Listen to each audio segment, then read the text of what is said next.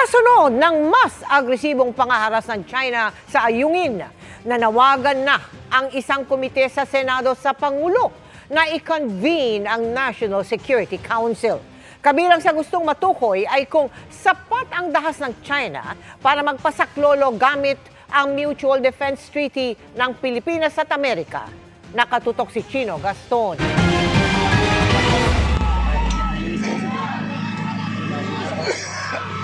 Dahil sa marahas na pagharang, pagsampa at pagsira ng China Coast Guard sa mga inflatable boats ng Pilipinas na iginaputol pa ng hinlalaki ng isang sundalo, may panawagan na sa Pangulo ang Senate Committee on Philippine Maritime and Admiralty Zones. I-convene na ang National Security Council.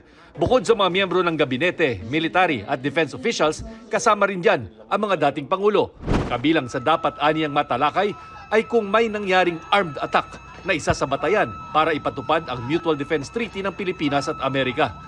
Pwede bang i-consider na yung deflate yung isang vessel natin o natanggalan ng, o ito talagang nakakasuklam yung natanggalan tayo ng isang daliri, yung ating isang sundalo. The National Security Council would have to advise the President, ito na, invoke na natin, o ito, hindi pa naman ito yung threshold, yung level na kailangan matrigger na yung MDT.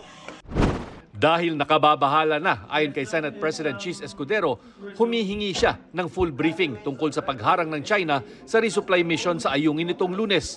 Pati na ang mga ginagawang hakbang ng Department of Foreign Affairs na dapat aniya ay higit pa sa diplomatic protest.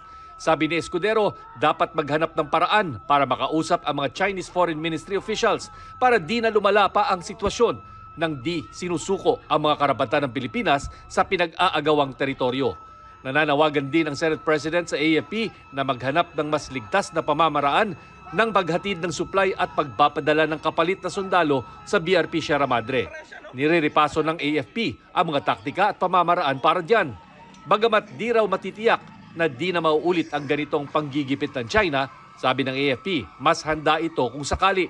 Gayunman, hindi raw mauuna ang Pilipinas sa paggamit ng puwersa. What we could do is to prepare our men, equip them appropriately. Yung ginagawa nila, pamingirata, barbaric. I call them a band of barbarians. Sina U.S. Secretary of State Antony Blinken naman at Foreign Affairs Secretary Enrique Manalo pinag-usapan kahapon ang escalatory actions ng China laban sa Pilipinas. Dumagdag na rin ang Taiwan sa pagkondena sa tinawag itong mapanganib na aksyon ng China. Para sa GMA Integrated News, Chino Gaston, nakatutok, 24 oras.